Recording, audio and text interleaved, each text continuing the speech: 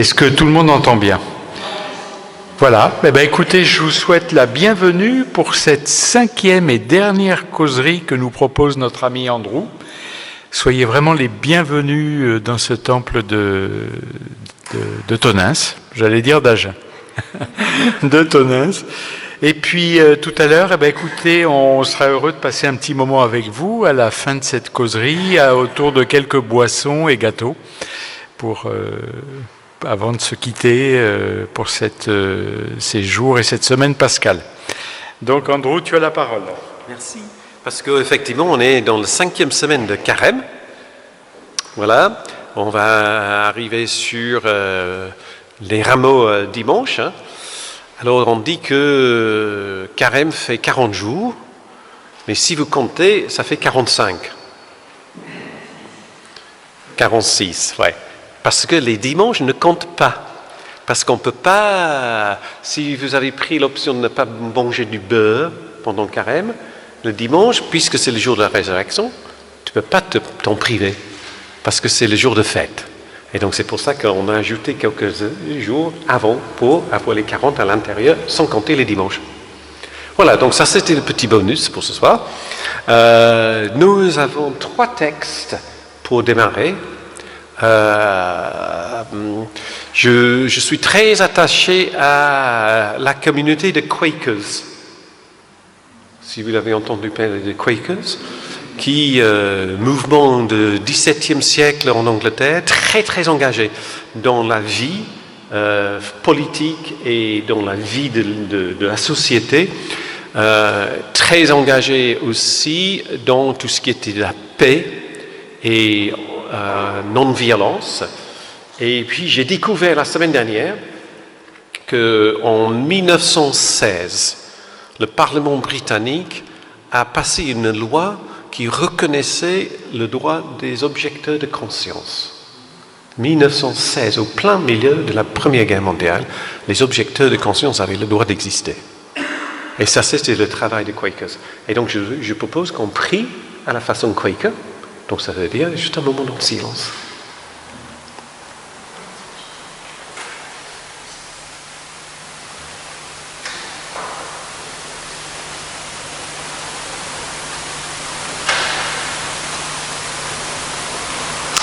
Et la première lecture, je ne sais pas qui a le numéro 1 sur le papier.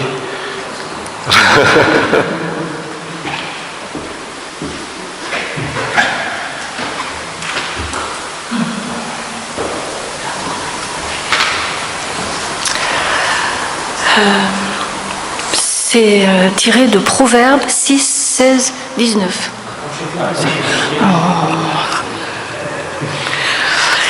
Il y a 6 choses que le Seigneur déteste et ne supporte absolument pas.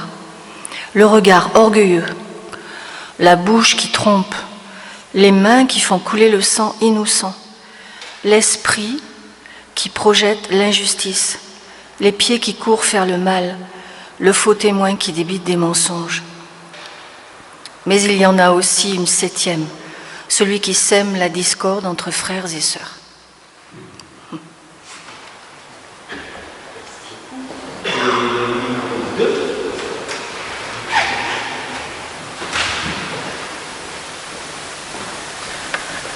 Le psaume 23. Le Seigneur est mon berger, je ne manquerai de rien. Il me met au repos sur des verts pâturages, il me conduit au calme près de l'eau. Il me fait revivre. Il me guide sur la bonne voie, car il est fidèle à lui-même. Même si je marche dans la vallée de l'ombre et de la mort, je ne redoute aucun mal. Seigneur, car tu m'accompagnes, tu me conduis, tu me défends, voilà ce qui me rassure. Face à ceux qui me veulent du mal, tu prépares un banquet pour moi. Tu m'accueilles en versant sur ma tête de l'huile parfumée. Tu remplis ma coupe, elle déborde. Oui, le bonheur et la grâce m'accompagneront tous les jours de ma vie. Seigneur, je reviendrai dans ta maison aussi longtemps que je vivrai.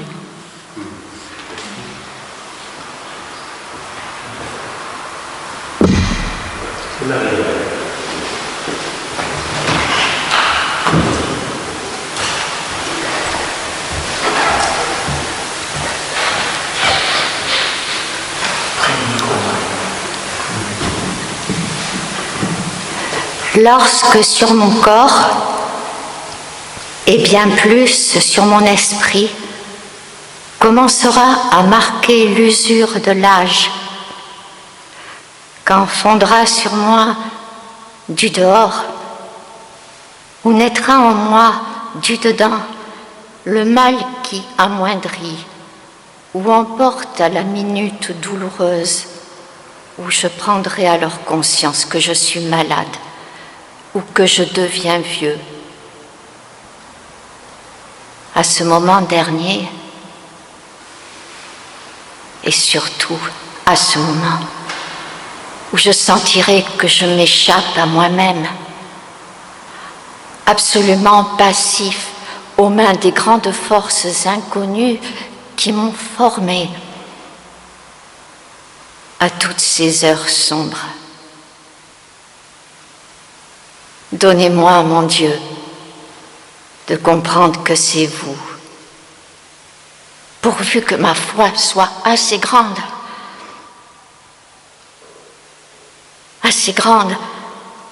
vous qui écartez douloureusement les fibres de mon être pour pénétrer jusqu'au moelle de ma substance, pour m'emporter en vous. Ô énergie de mon Seigneur, force irrésistible et vivante. Amen. Pierre Teilhard de Chardin, 1881-1955.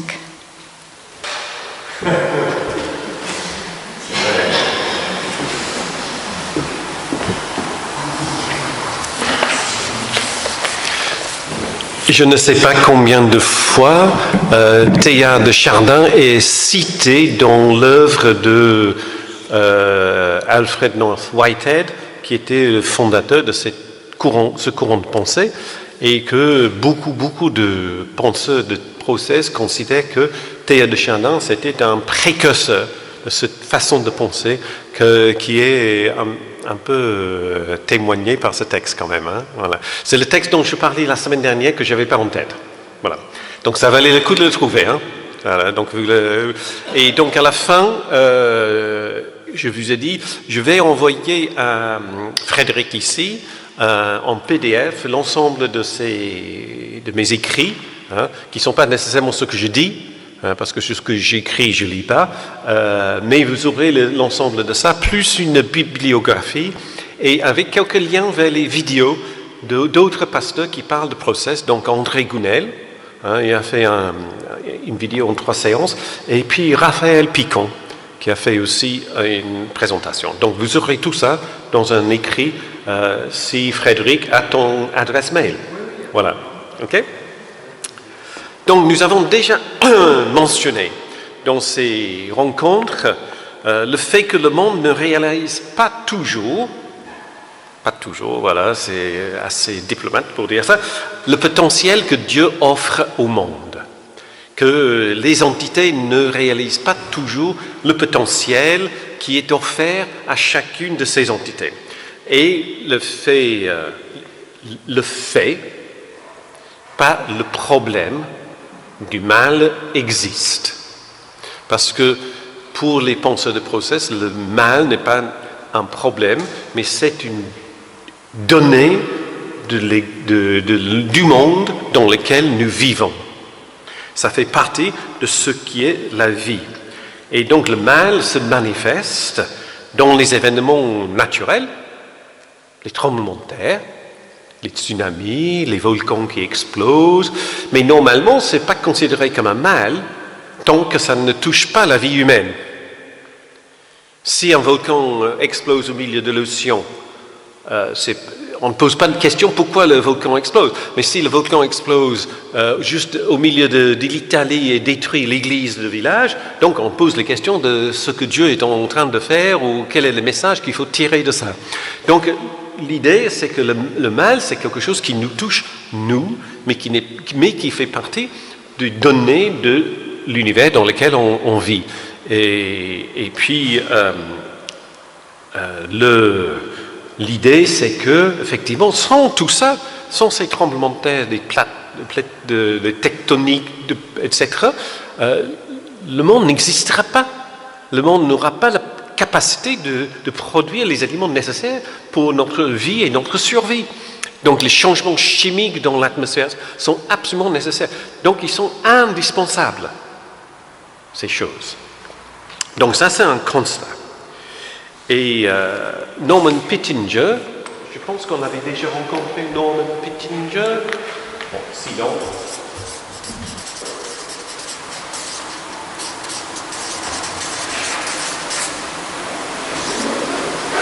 c'est mal écrit, Pittinger, voilà. Et Norman Pittinger était prof de théologie à Cambridge en Angleterre. Il a traversé l'Atlantique pour devenir professeur de théologie à Cambridge dans le Massachusetts. Donc il n'a pas quitté le nom de sa ville.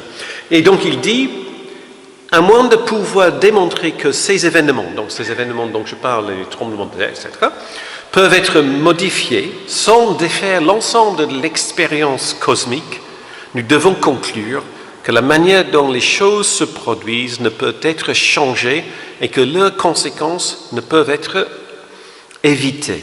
Elles sont données. Et il dit, ils sont indispensables afin que la création puisse exister. Et que cette création puisse se transformer et produire et proposer les systèmes et les expériences de plus en plus complexes. Donc on a souvent, j'entends souvent, mais tout va trop vite aujourd'hui, ou tout est trop complexe, juste pour allumer la télévision, je ne sais pas comment il faut faire aujourd'hui, c'était beaucoup plus facile avant, etc. Mais sans cette complexité, la création s'arrêtera. Il n'y aura plus de monde dans lequel nous pouvons vivre. Donc la complexité, c'est quelque chose qui n'est pas nécessairement nocif, mais c'est quelque chose à laquelle il faut se réjouir, même si c'est parfois difficile. Alors, j'aimerais aussi... Donc ça, c'était un peu le mal. Qu'est-ce que c'est le mal? Si le mal n'est pas le tremblement de terre, il y a quand même du mal parce qu'on souffre dans nos corps, dans nos esprits. Nous avons les douleurs. Nous savons que les systèmes nerveux qui sont à l'intérieur de nous peuvent nous transmettre les messages de douleur, mais le même système aussi transmet le message de plaisir. C'est le même système. Ce n'est pas différent pour la douleur que pour le plaisir. Mais nous savons qu'il y a des expériences ou des choses qui arrivent qui sont, moi j'aime bien le mot, maléfiques.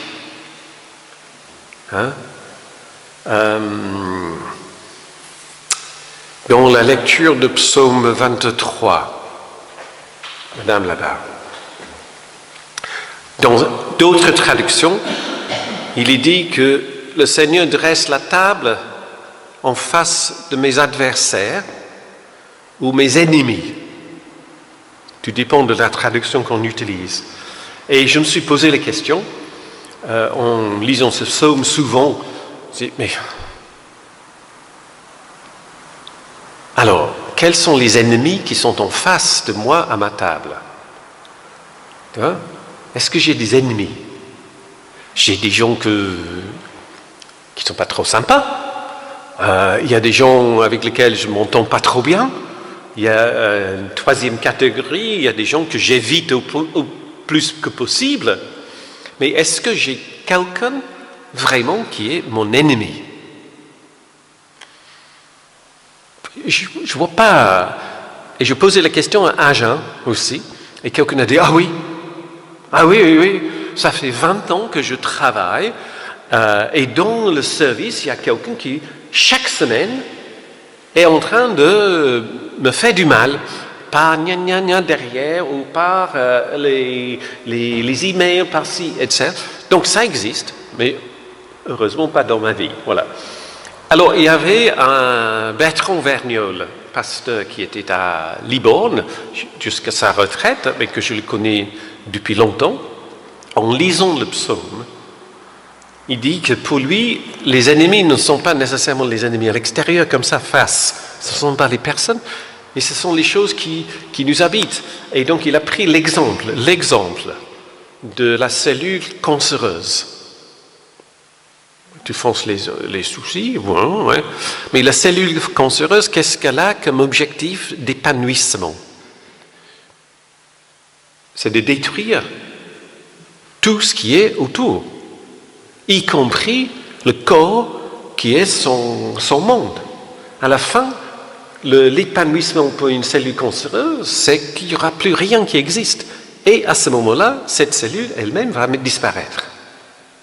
Donc le mal, on peut extrapoler que le mal, c'est cette tendance, cette volonté de s'occuper uniquement et seulement de sa propre plénitude sans avoir aucun regard sur l'ensemble. Et on avait dit que dans le process, il y a des entités qui ont le passé, le présent, le visé et qui se deviennent et qui passent, etc. Mais qu'aucune entité existe sans les autres. Tout est relié, intimement. Et donc le mal, c'est ce narcissisme qui veut uniquement s'occuper de soi. Et je trouve que c'est pas mal comme définition d'ennemi et du coup définition du mal. Cette volonté qui est là, qui fait partie de notre volonté aussi. Notre possibilité, notre liberté. C'est aussi entre nos mains de devenir comme ça en tant que personne. Et Dieu ne va pas nous arrêter de devenir une personne comme ça. Dieu va, effectivement, même avec la cellule cancéreuse, chuchoter à chaque instance. Mais tu peux être autre. Tu peux avoir une plénitude encore plus grande si tu ne bouffes pas tout, parce qu'à la fin, etc. Mais Dieu ne va pas intervenir sur cette cellule pour l'arrêter. Donc ça, c'est vue de process. Oui, Philippe. L'impulsion. On a des impulsions. Oui. Pas uniquement sexuelles, on a des impulsions, c'est ça que je dis. Et ça aussi, ça fait mal, c'est pas bien. Alors, si ça vise uniquement, et vraiment uniquement, l'épanouissement sans prendre en compte l'ensemble, parce que ce qu'on avait dit, que c'est Dieu a la vision de l'ensemble. Et Dieu propose la visée avec cette vue-là. Que moi, je peux être qui je suis, mais dans toutes les relations que j'entretiens. Et puis, je peux choisir d'ignorer tout ça. Et systématiquement, je ne sais pas comment, mais systématiquement, il me semble, c'est un exemple, c'est une image de cette cellule. Mais cette cellule refuse systématiquement de prendre en compte ce qui l'entoure, uniquement sa propre plénitude. Tu vois?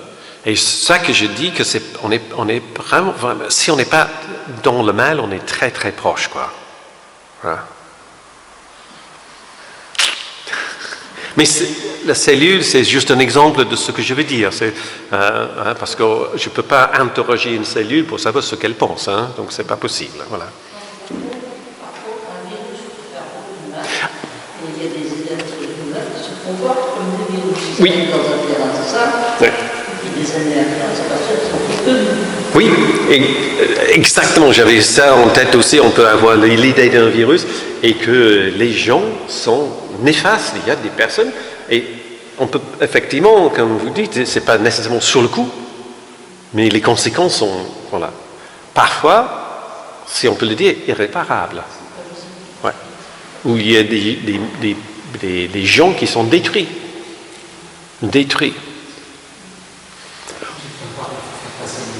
D'accord, ok, oui. Moi,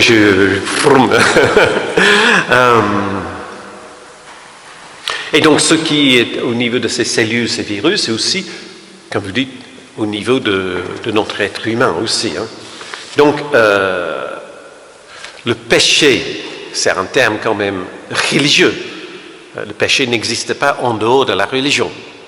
Hein. Voilà, on fait du mal, mais le mot péché, c'est quand même religieux. Dans cette idée-là, ce n'est pas la violation des règles établies par Dieu, mais plutôt la rupture volontaire de cette relation que Dieu veut pour nous interrelationnelle. Ok? Donc on choisit de ne pas prendre en compte cette vision et cette visée de Dieu.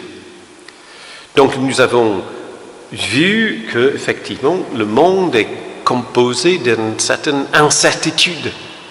Dieu ne fait pas ce que Dieu veut, comme nous ne faisons pas ce que nous voulons. Hein? Si je veux que mes enfants fassent quelque chose comme ça, bon, il y a tout un tas de persuasions que je vais mettre en place pour que les enfants, de temps en temps, viennent au culte. Mais encore, j'ai pas assez de patience et de persuasion parce qu'ils viennent pas. Mais tu vois ce que je veux dire?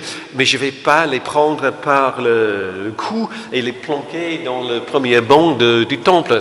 Je ne fais pas ça. Et donc, je vois pas si je considère que je suis un papa à peu près, que mon Père Céleste va faire encore pire que moi, c'est pas possible. Voilà.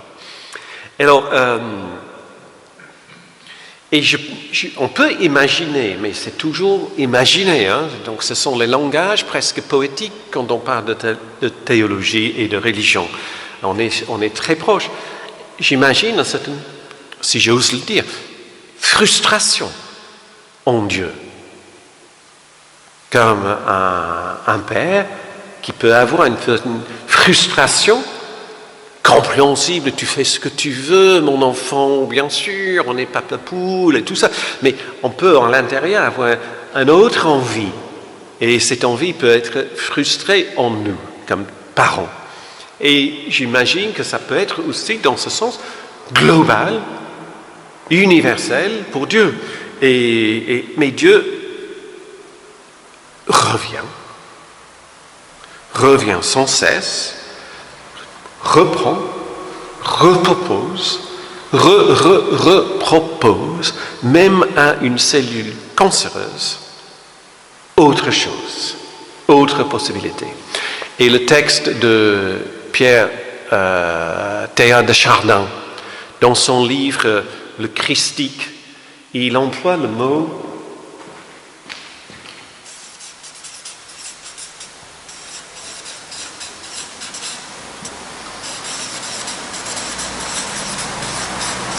il dit que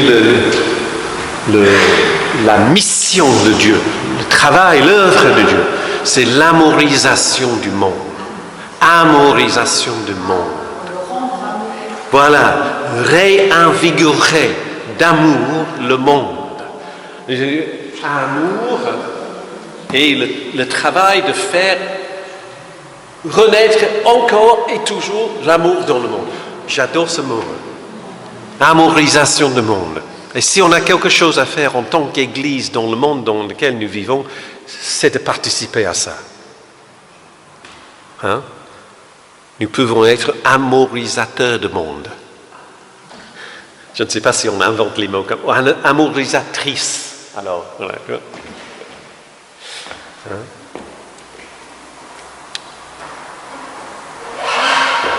Alors, là, c'était une petite parenthèse sur quelque chose qu'on a déjà touché 2 ou 3 fois, cette idée de mal, et comment comprendre, il n'y a pas de réponse au mal. S'il n'y a pas de problème, il n'y a pas de réponse.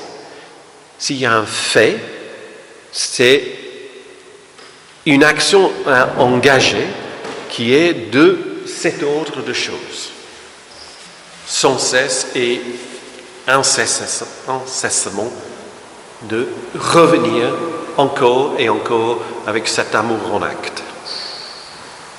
C'est la seule réponse et c'est largement suffisant comme réponse que nous avons à ce qui ne va pas.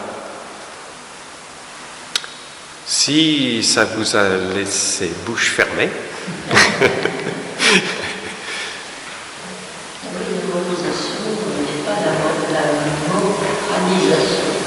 non, merci, très bien, ouais, on n'a jamais senti ça pour l'instant, c'est super, ouais. Alors, pardon, dites plus haut, plus fort. Je dis que l'amorisation du monde n'est pas la moralisation du monde. Ouais. Très bien. Lecture 4. Non, pardon, allez-y. Oui, oui. Ce process d'idée du mal Oui. de parler nous oblige à sans cesse nous remettre en question. C'est-à-dire que bon, Seigneur, qu'est-ce que tu attends de moi? Exact. Et c'est fatigant, hein? Est-ce que je suis bien sur ce chemin Voilà. que tu me proposes? Ouais.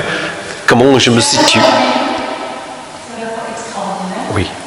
Je crois que c'est vraiment fantastique de dire qu'il y a quelqu'un qui s'occupe de nous de cette manière. Mais c'est vrai que Ça peut être fatigant, mais je pense que souvent, avec la fatigue, de cette façon-là, il y a une bonne fatigue. Hein. Il y a une mauvaise fatigue et une bonne fatigue. Et je pense que quand on est engagé dans cette aventure, hein, je pense que c'est une sorte de bonne fatigue dans laquelle on est nourri par le mouvement même. Tu vois?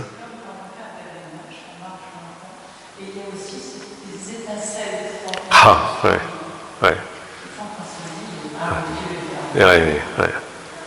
Et que Dieu est... Non, je n'ose pas enlever le micro parce que ça va faire des booms partout, etc.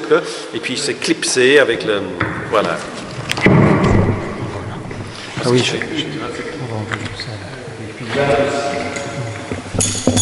vaut mieux parler dans le micro. Tiens, je vais je ne sais pas si...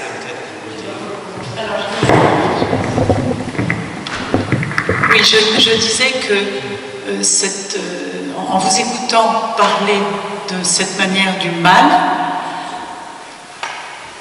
ça nous oblige finalement à nous remettre sans cesse en question. Parce que c'est questionner Dieu, est-ce que je suis bien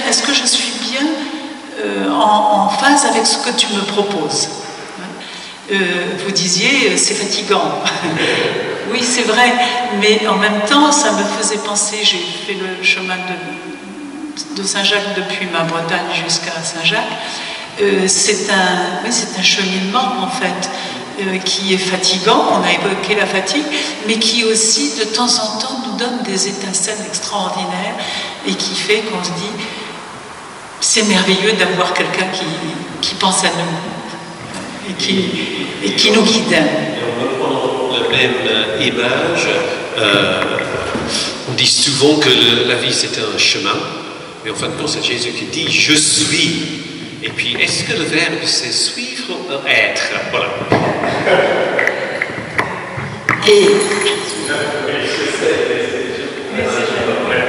Et je confirme ce que tu dis, que l'effort à faire pour collaborer avec cette visée de Dieu pour le monde, cette amorisation du monde, c'est beau, c'est travailler pour et pas travailler contre quelque chose et quelqu'un. Et travailler pour et avec. Et ça forcément demande une énergie, mais qui est positive, qui est constructive. Et on se sent, je pense, là-dedans, unis à l'Esprit de Dieu qui a que cette vocation-là, quoi. J'apprécie pas forcément tout ce qui a été dit sur le mal, mais dans ces domaines-là, je suis tout à fait d'accord avec cette vocation dont vous parlez. De mon point de vue, de là où je suis, je dirais que effectivement ces étincelles, cette énergie qui est dégagée par ça, c'est aussi parce qu'on contribue. On n'est pas juste des récepteurs. Voilà. Et ça, c'est une énergie je suis ailleurs dans un travail sur l'évangile de Jean chapitre 4 cette année, avec 2 groupes, et c'est la rencontre entre Jésus et la femme samaritaine. Et le verset 10, Jésus dit, mais tu es cette source jaillissante d'eau vivante, qui déborde, qui est abondant. Ça, et on a à capter et faire couler. Est-ce que inconsciemment, on ne chemine pas quelquefois avec Dieu, sinon ce serait épouvantable de se dire mais est-ce que je fais bien ce que Dieu me dit, etc. On va s'affoler et comme dit l'autre, on va être complètement fatigué, épuisé. Ou alors on va être constamment la tête en haut. Voilà. Mais est-ce que tu ne penses pas que, comme dans la vie,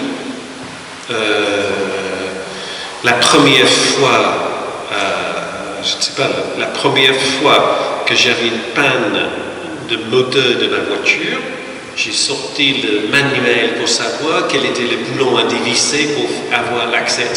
La deuxième fois, je pensais pouvoir le faire, mais j'avais besoin de manuel vers la fin.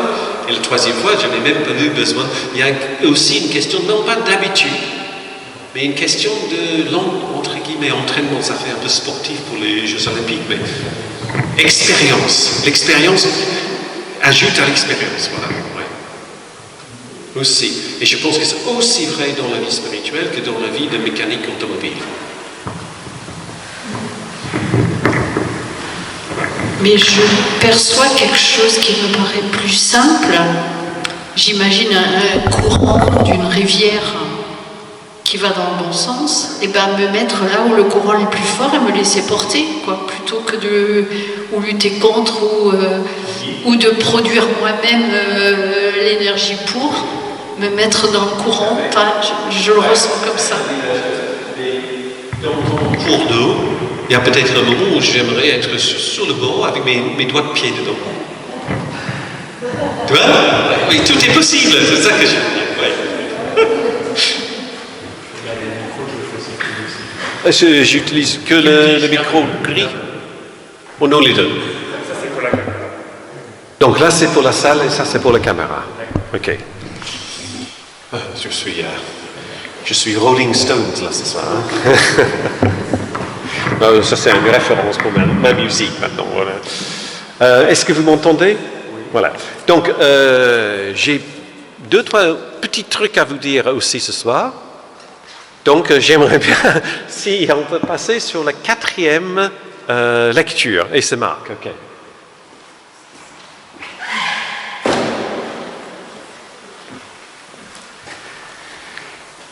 D'Ésaïe au chapitre 43, les versets 16 à 21. Voici ce que le Seigneur déclare. Lui qui a ouvert jadis un chemin dans la mer, qui a tracé un passage à travers l'eau profonde. Jadis, il a mis en marche des chars et des chevaux, des armées avec leurs corps d'élite. Celles-ci sont tombées pour ne plus se relever. Elles sont éteintes, consumées comme la mèche d'une lampe. Il déclare donc maintenant, ne pensez plus au passé, ne vous préoccupez plus de ce qui est derrière vous, car je vais faire du nouveau. On le voit déjà paraître comme un bourgeon. Vous saurez bien le reconnaître. Oui, dans le désert, j'ouvrirai un chemin. Dans ces lieux arides, je ferai couler des fleuves. Les animaux sauvages, les chacals et les autruches m'honoreront parce que j'ai fait couler de l'eau dans le désert, des fleuves dans ces lieux arides. Car je veux donner à boire au peuple que j'ai choisi. Et ce peuple que j'ai formé dira pourquoi il me loue.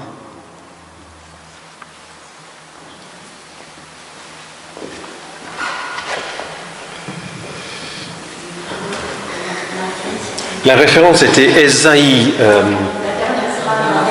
Après la dernière phrase. Voilà, j'ai pas mes lunettes, donc c'est trop petit pour moi. Car je veux donner à boire au peuple que j'ai choisi, et ce peuple que j'ai formé dira pourquoi il me loue. Louange. Pas location d'une maison, hein.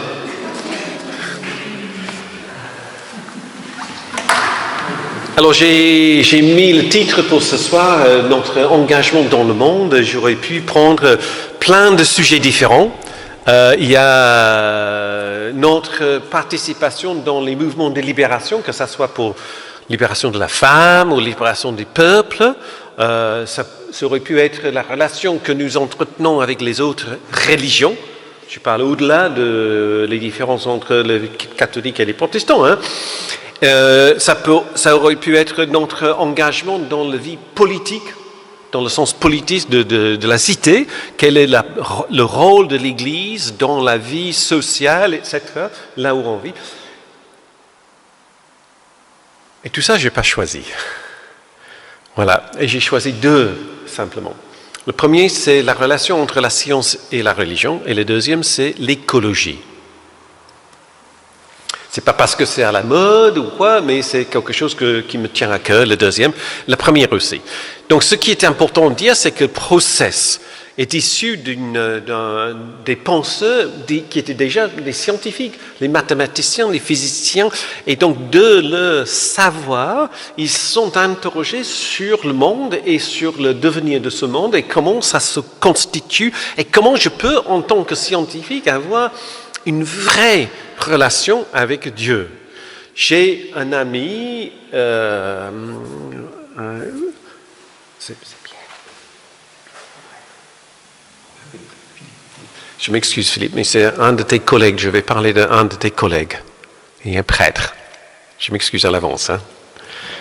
Parce que Bruno, un homme remarquable, il est un des experts français sur une partie de dermatologie. Dermatologie, c'est les peaux. Dermatologie, pardon. Il est prêtre et médecin. Et il fait des conférences en Chine, en Japon, aux États-Unis, dans sa spécialité. Il est absolument scientifique à tout bord et réfléchit et puis voilà, et il est mi-temps prêtre, mi-temps scientifique, médecin. Et on s'entendait très bien. On s'entendait parce qu'on ne se voit plus maintenant, parce que c'était dans le nord où j'étais avant. Et j'étais, waouh! On était dans un car pour aller dans une rencontre œcuménique, et puis il m'a dit, mais Andrew, est-ce que chez toi, chez les protestants, les familles, les parents, ils choisissent de moins en moins les noms des saints pour le nom de baptême pour les enfants? Bon, je dis, mais tu sais, Bruno, c'était vraiment pas très fort chez nous avant, mais je ne peux pas dire que c'est moi. Ah oui, mais il dit, ils n'imaginent pas qu'ils enlèvent la protection du saint protecteur de ce nom. Ah, je me suis dit, il vit dans deux mondes. Il vit dans deux mondes pour moi, il vit dans deux mondes. Il y a un monde où il y a cette idée d'un Dieu protecteur, etc. Et puis dans l'autre monde où il est absolument hyper scientifique. Donc la relation entre la science et la religion n'est pas très facile. Souvent, on divise le monde entre ce qui est naturel et ce qui est surnaturel. Et il y a plein de raisons pour cela.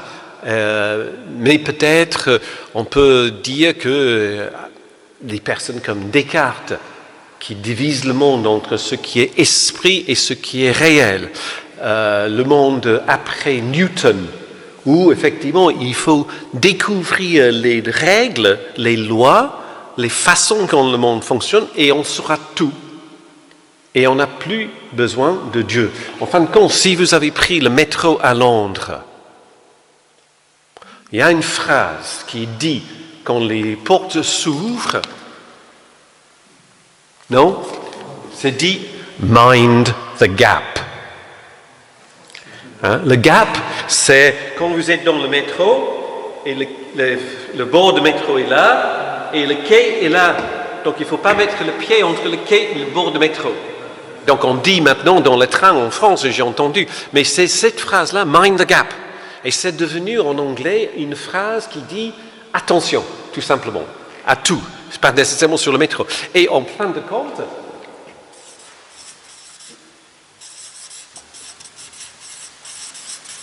c'est devenu une phrase en théologie. God of the gaps. God of the gaps, quand la science avance, la place de Dieu se réduit. Le trou qu'on laisse pour Dieu, le vide entre le quai et le wagon, va être de plus en plus petit. Plus que la science avance, on aura moins besoin de Dieu pour expliquer le monde. Donc c'est le God of the gaps. Et les gaps, là, deviennent de plus en plus petits. Heureusement, aujourd'hui, je pense que les choses changent. On n'est pas en guerre. Et peut-être une des raisons que ces choses changent, c'est que la science avance. Tout simplement, une des raisons. Parce que la science arrive à un point, j'ai regardé une émission à la télévision sur les supernovas au fin fond de la galaxie, et puis les scientifiques qui décrivaient leurs découvertes n'avaient pas de mots autres que la poésie. L'émerveillement de ce qu'ils ont découvert. Ils avaient essayé de comprendre avec les formules, etc., comme la formule de ces métronomes de tout à l'heure, mais ils étaient au bout. Et ce qui restait, c'est son langage imagé, poétique. Et donc, je pense que plus que la science avance, plus que ce gap entre les deux, ce n'est plus. Deuxième raison, c'est que le monde scientifique, qui est capable, entre guillemets, de tout, là j'étais scotché devant le film Oppenheimer, si vous l'avez vu. Hein?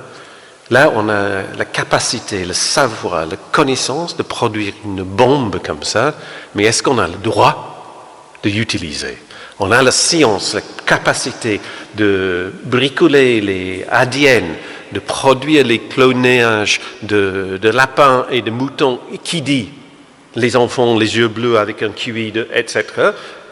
Mais est-ce qu'on a le droit? Est-ce qu'on peut? Est-ce qu'on se donne le droit de faire? Et donc la science est souvent en mal avec la question éthique. C'est pour ça que les rencontres de comités éthiques se constituent de philosophes, de scientifiques, et beaucoup aussi de pasteurs et prêtres, de théologiens. Parce qu'ils n'ont pas les outils éthiques pour répondre aux questions éthiques qui sont posées par leur propre travail. Et puis, la troisième raison, je dirais, c'est qu'il y a des scientifiques qui sont croyants. Ah oui, vous voyez, même si ça va dans les deux sens. Hein. Ah, voilà, ok, mais voilà. Dans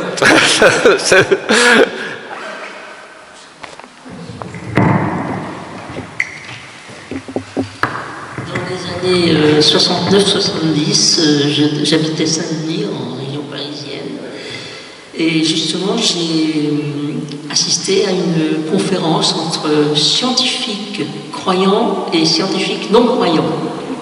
En fait, les scientifiques croyants étaient d'un côté, les scientifiques non croyants de l'autre, et d'ailleurs nous étions avertis que c'était justement comme ça, donc les croyants se mettaient du côté des scientifiques. Bon, c'était comme ça. Mais c'est vrai qu'à la fin bon, ça a été extraordinaire, parce qu'ils étaient d'accord sur beaucoup de choses, et à la fin, les croyants ont tout de même réussi à tourner le cerveau quand même des non-croyants.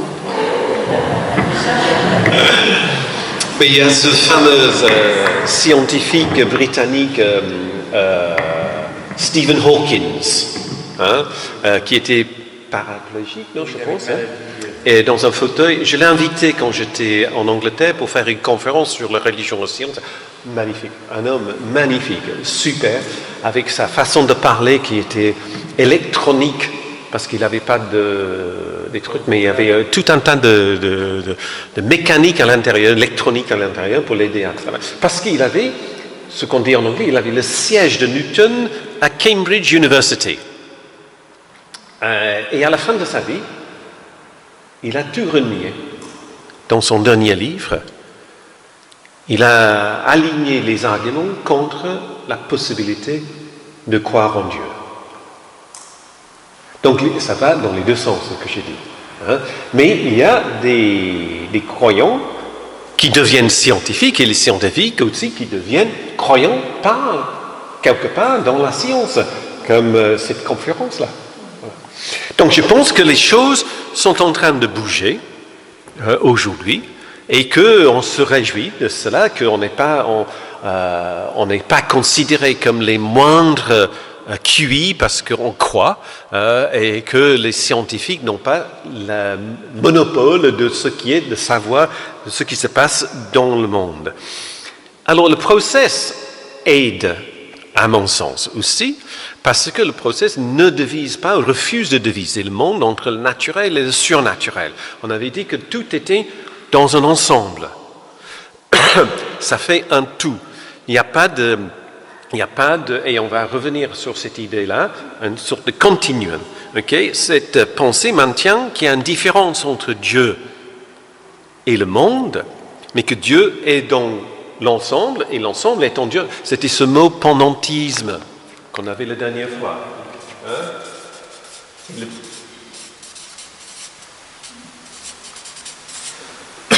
L'important, c'est le petit mot « en » qui dit que Dieu n'est pas tout, et tout n'est pas Dieu, mais Dieu est en tout, et tout est en Dieu, mais en maintenant la distinction entre créateur et création, créateur et créature.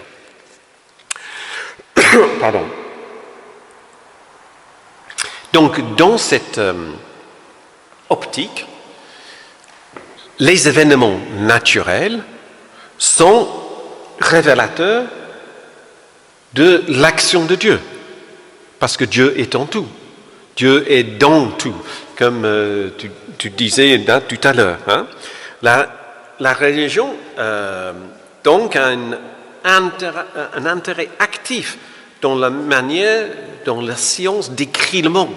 Parce que ça ne peut être constructif pour les deux.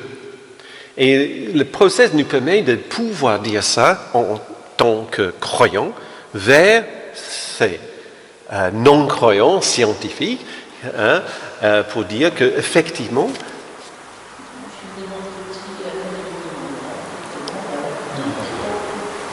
j'ai même pas entendu. Voilà. Tout est en tout, de petit jusqu'au grand. Ouais. Voilà. Jusqu'aux univers galaxies, jusqu'aux micro-particules. Ouais. Et si on enlève un élément de tout ça, tout change. Voilà. Alors, là, je suis content. Je ne suis pas du tout scientifique, mais c'est quelque chose qui me passionne en tant que néophyte de science. Et ce que j'aime beaucoup, c'est lire les livres qui sont faits par les scientifiques pour les personnes comme moi. Pas la science pour des nuls, parce que je n'aime pas ce mot-là, mais ce style de livre. Et puis, je recommande un petit livre qui est un peu daté maintenant, mais qui s'appelle, je pense en français,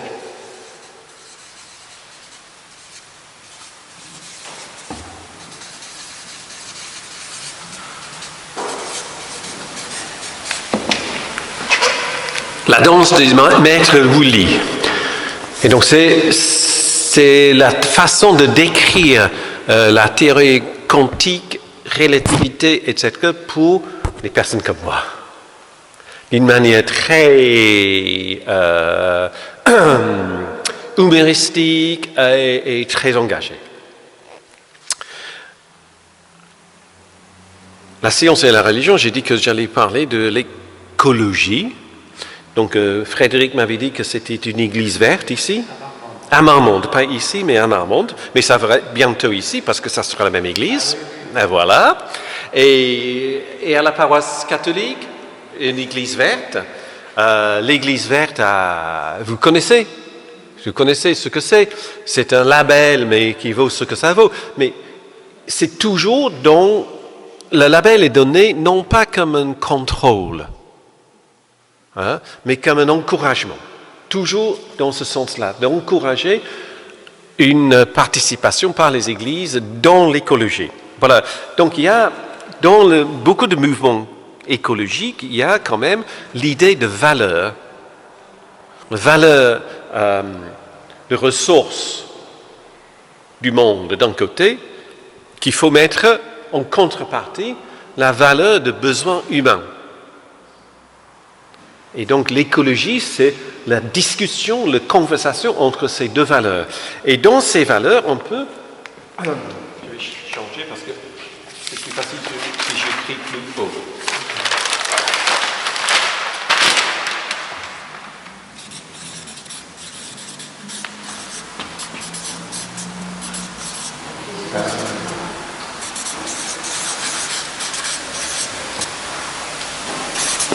Et les valeurs, voilà, oui.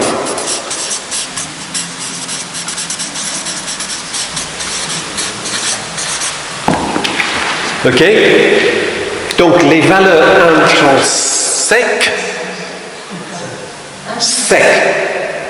oui, sont les valeurs pour soi. Je ressens donc ces valeurs-là, c'est les valeurs de l'intérieur. Les valeurs, on aurait pu dire extrinsèques, mais ça fait un peu... Donc je peux faire instrumental, parce que ce sont les valeurs pour les autres. Ok? Je ne sais pas, forcément, je n'ai pas la science finie là-dessus, mais ce pavé devant moi, je n'imagine pas ce que ce pavé peut ressentir. Quelle est la valeur intrinsèque de ce bout de béton sur lequel je suis debout? Mais c'est une valeur instrumentale pour moi parce que je ne suis pas posé les deux pieds sur la terre battue. Ça fait un effet en diamant comme ça qui est plaisant à regarder. Et quand tu as des lignes comme ça trace les couloirs dans le temple. Donc il y a une sorte de beauté qui est donnée par ces pavés qui sont pour nous, donc en dehors de quelques valeurs que ce pavé peut avoir. Et le monde est divisé dans une sorte de dualisme entre ces deux-là. Et donc les choses, pas les choses, mais oui, je dirais les choses. Les choses qui ressentent les choses, qui ont un sentiment, ont des valeurs intrinsèques et les valeurs instrumentales. Mais les choses qui n'ont aucun sentiment n'ont pas les valeurs intrinsèques que des valeurs instrumentales. D'accord? Et vous allez me dire, mais où est-ce qu'il va aller avec tout ça? C'est quoi ça en écologie, etc. Mais j'ai tendance à commencer mes prédications de cette manière-là, donc voilà. Et donc, du coup, en termes d'écologie, un expert de biodiversité, un certain M. Wilson, peut dire il est un des principaux défenseurs de biodiversité dans le monde, c'est un Américain, et il peut dire qu'il faut sauver la forêt tropicale, qui est contre personne, voilà. Il faut sauver la forêt tropicale parce que, qui sait, peut-être au milieu de cette forêt, il y a un arbre dont l'écorce contient un remède contre le cancer. Donc il faut sauver la forêt tropicale.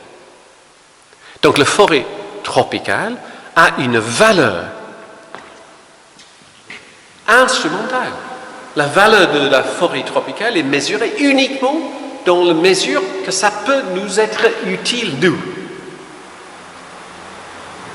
Ok? Donc c'est pour ça qu'il y a cette différence. Hein?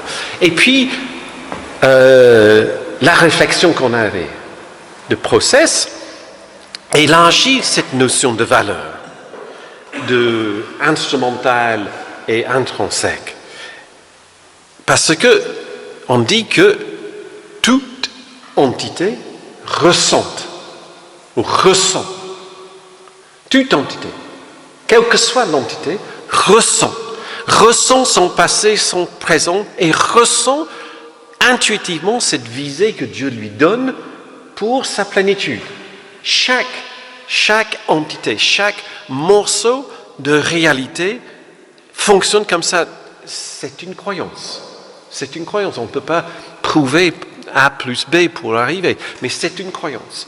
Et donc, et en plus, puisque c'est une théologie, Dieu ressent la totalité de ses ressentiments ou de ses sentiments. Dieu accepte, reçoit l'intégralité de tout ça qui se passe à chaque instant de réalité. Dieu, à ce moment-là, élargit le potentiel de cette réalité en recevant tout ce qui se passe, tout ce qui est ressenti. Donc, notre arbre dans cette forêt tropicale peut avoir une très minime valeur instrumentale, parce que peut-être cet arbre ne contient rien qui nous intéresse. Hein? Mais nous ne savons pas la valeur intrinsèque de cet arbre. Nous ne pouvons pas lui demander. Je peux vous demander comment vous vous sentez, mais je peux demander à un arbre comment vous vous sentez, monsieur l'arbre, mais de toute façon, je n'aurai pas la réponse comme j'aurai la réponse de votre part. Je peux faire un grand câlin à un arbre. Je ne sais pas ce que l'arbre va ressentir de mon main éteinte, mais je peux faire la même chose avec vous et je peux être surpris par la réaction, soit en bon ou en mauvais. Voilà. Hein? Mais nous croyons que même si pour nous cette valeur est minime, pour Dieu, nous ne savons pas. Et moi je dis que je crois que pour Dieu, cette valeur de cet arbre-là est inestimable de notre point de vue que ça peut être représenté pour Dieu.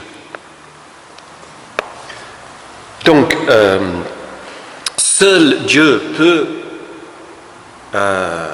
concevoir toutes les possibilités et seul Dieu offre encore ces possibilités de nouveau dans l'ensemble. Donc, le mouvement écologique que nous représentons par notre engagement dans l'Église verte n'a rien à voir avec changer les ampoules ou mettre d'isolation dans nos temples ou d'avoir un chauffage moins consommateur, etc. Parce que ce n'est pas l'Église qui va faire les analyses de tout ça, nous dépendons des autres, mais ce que nous, en tant qu'Église, en tant que croyants, offrent au mouvement écologique, c'est cette idée que le tout est là et Dieu dépend de ce tout. Est-ce que les autres écologistes qui ne sont pas croyants vont nous comprendre, nous entendre?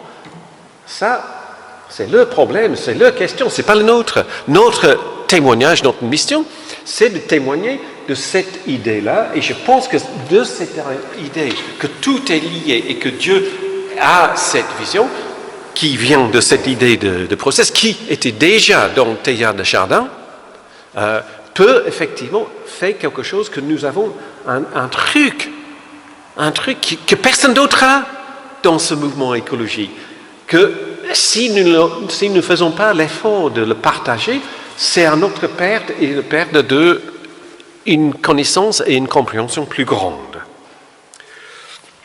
Voilà, j'ai fini ma prédication là. Le penseur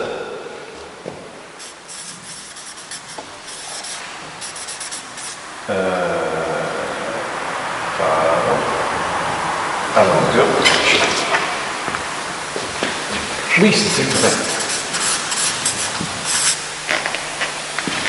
McDuffie. Je pense qu'il a 25-26 ans. Très très jeune chercheur dans la théologie du process. Il écrit beaucoup. Il est je ne sais pas même s'il est pasteur ou non. McDuffie. D-U-F-I-E. Mais tous les noms comme ça, vous aurez dans les écrits avec une petite photo. Voilà, parce que des images, ça compte. Hein. Voilà. Alors, David McDuffie dit « Notre avenir n'est pas certain. Notre avenir n'est pas certain.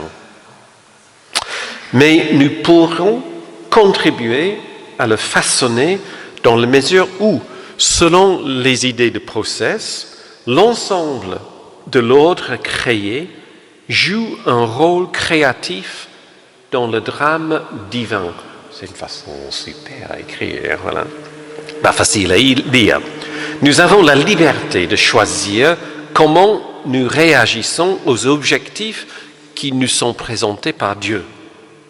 Et en fin de compte, cette réaction sera une contribution intégrale, positive ou négative, à la contribution du monde dans lequel nous vivons. Cette idée de l'aventure. Hein? Et c'est notre choix, que nous entrons là-dedans ou non. On avait déjà dit que rien n'est finalement perdu, sauf peut-être notre capacité de réagir et notre responsabilité de prendre ces visées d'épanouissement ou de les laisser à côté.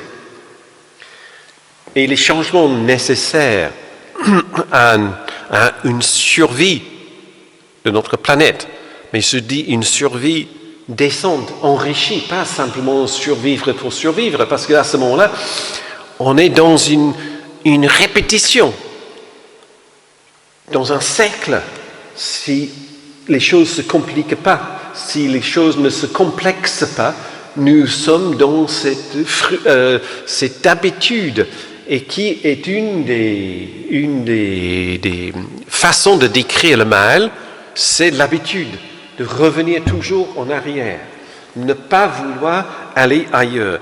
La dynamique de nos modes de production, de notre consommation destructeur actuellement de ce qui est dans le monde, j'étais... en écoutant à la radio Elon Musk, qui a fait lancer sa troisième fusée, là. Hein? Elon Musk, voilà. Et il dit que c'était un total réussite. Bon, ça a craché avant de rentrer, mais le coût, mais je m'en fiche de chiffres de dollars, parce qu'il peut les payer. Mais le coût de métaux précieux, des rares produits qui sont nécessaires pour faire un tel exploit, et c'est le troisième qui crache. Le premier n'est même pas décollé, le deuxième, après quelques secondes dans l'air avant de quitter l'orbite, et le troisième en rentrant dans l'orbite. Et c'était un franc succès, il a dit à la radio. Ah oui, et puis, tu vois... Comment ? Et pas simplement ça, il y a des milliers de personnes qui meurent par les poisons de ces extractions de ces minéraux, etc., nécessaires aussi. Et donc on a toutes les raisons de désespérer. Hein? Et si ceux qui désespèrent sont ceux qui se sont engagés dans l'Église verte, qui sont conscients et qui sont prêts à faire un effort, alors il y a effectivement très peu d'espoir. Hein? Mais c'est vrai. C'est vrai. On a l'idée qu'on est minuscule nombre, etc. Mais la théologie chrétienne s'est toujours opposée au désespoir. Toujours prêché un encouragement à participer dans le monde, d'aller faire quelque chose avec la foi. La foi en acte, ça fait partie, même si on sait, nous, les protestants, que les œuvres n'ont pas à nous amener au salut, hein, que c'est pure grâce et tout ça. Mais une fois qu'on a capté la grâce, nous le mettons en œuvre. D'accord? Et il y a deux courants actuellement dans les théologies chrétiennes qui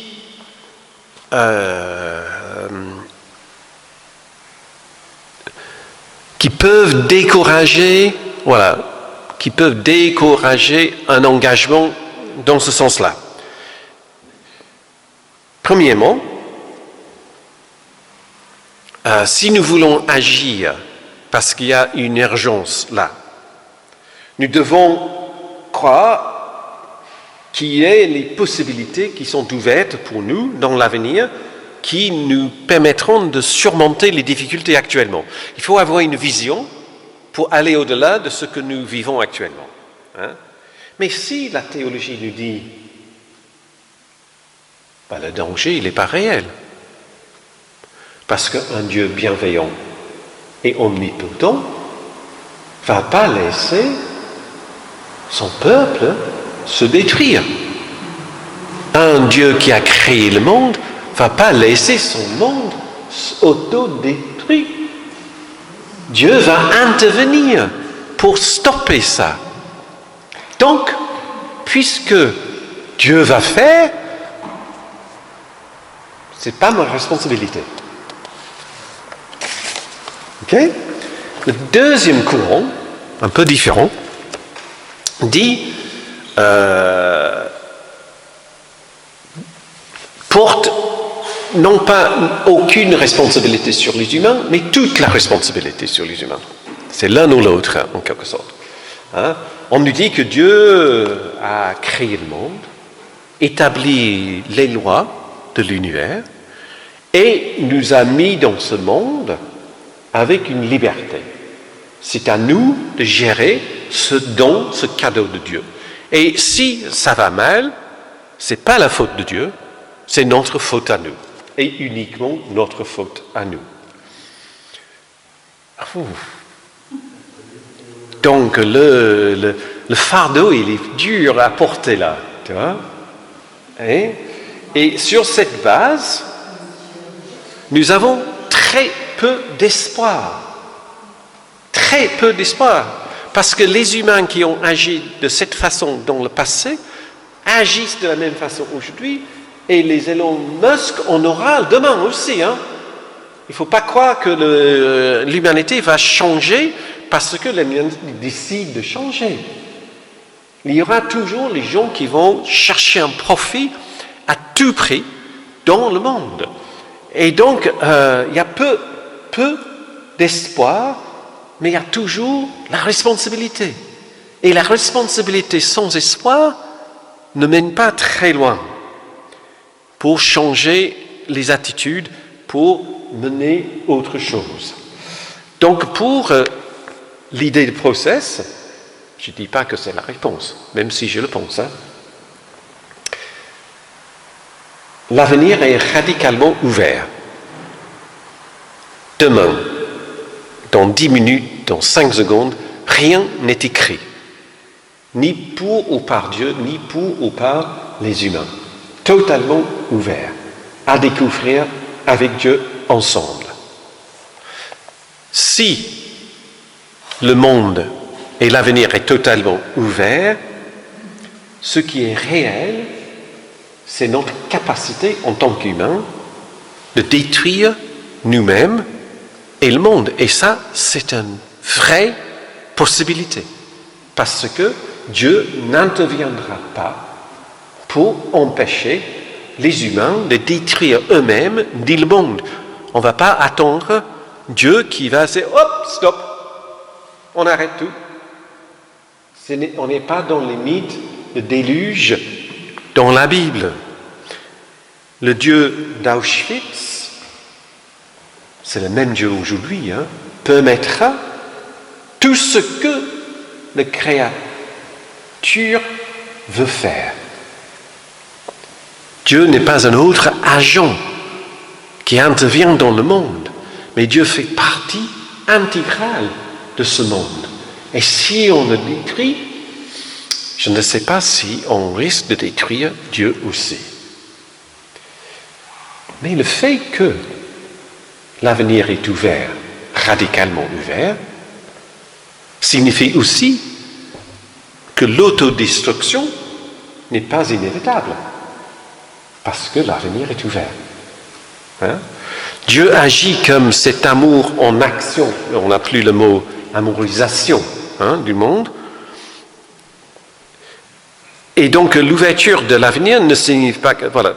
mais ça signifie que ce qui n'a jamais existé peut devenir. Tout est possible. Les possibilités que Dieu offre dans son attrait, dans son leurre, on avait dit, son persuasion, etc.,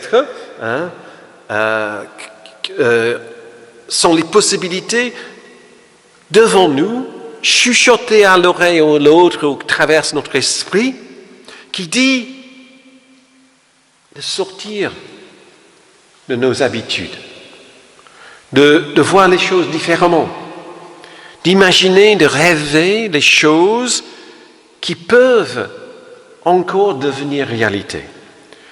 Dieu est le fondement alors de cette espérance en chuchotant incessamment que ces autres possibilités, ces autres changements, ces autres visions de plénitude peuvent être inventées, tentées, réalisées.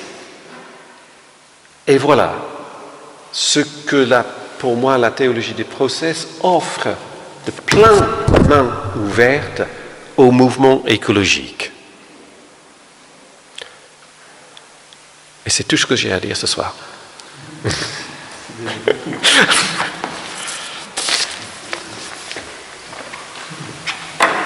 Et j'étais passé.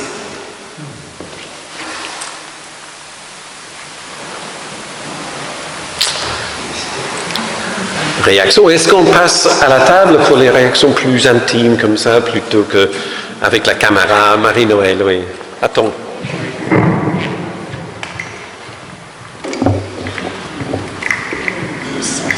Ça donne l'espoir d'une grande fluidité du monde. Parce qu'on est beaucoup encombré par les projections, tous les scénarios qu'on se fait. Il y a beaucoup de choses qui encombrent notre esprit. Et si on accepte, en tant qu'humain, de voyager dans le fragile et l'incertain, d'être un peu comme un enfant qui découvre le monde, là, c'est vrai que j'adhère à ce qu'Andrew a raconté, tout est possible. Peut-être que ce qui est important, c'est d'affiner notre attention, non seulement au monde, mais à ce qu'on vit dans notre quotidien, pour percevoir les petits changements et d'accepter les choses, d'accepter qu'elles viennent, qu'elles adviennent, non pas comme on voudrait qu'elles soient, mais guetter les petits changements, même à l'intérieur de nous et autour de nous, et si on est attentif à ces petites choses qui font que ça vibre, que ça danse quelque part. Enfin, ça, c'est une image de la physique quantique, les atomes qui dansent. Et dans nos vies, c'est pareil. Il y a... Voilà, enfin, c'est un peu ça.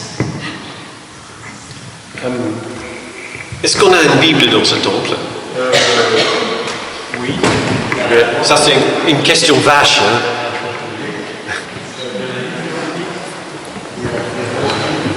Ah, parfait. Justement, j'ai pensé à un texte dans Proverbe, Marie-Noël. Tu le connais peut-être.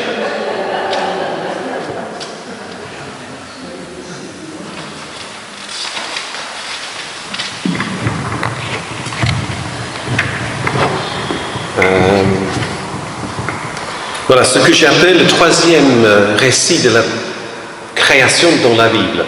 Donc on a le premier récit, c'est le chapitre 1 de Genèse, le deuxième récit, chapitre 2, le troisième, je dis, c'est Proverbe, chapitre 8. Et donc le jeu dans le texte, c'est la sagesse. J'ai été établi dès le début du temps, avant même que le monde existe. Quand je suis né, il n'y avait pas d'océan, pas de source d'eau, des eaux jaillissent. Avant la formation des montagnes, avant les collines, j'étais enfanté. Le Seigneur n'avait fait alors ni la terre, ni les espaces, ni le premier grain de poussière du monde, le premier atome dans quelques traductions. J'étais déjà là quand il fixa les cieux, traça l'horizon au-dessus de l'abîme. Il plaça les nuages dans les hauteurs et donna leur force aux sources profondes. Il imposa à la mer une limite et les eaux ne doivent pas franchir. Il posa les fondations de la terre. Pendant ce temps, j'étais à ses côtés, comme architecte, maître d'œuvre aussi dans d'autres. Jour après jour, je faisais sa joie. J'ai dansé sans cesse en sa présence, sur le sol du monde créé par lui. Depuis lors, ma joie est d'être au milieu des humains.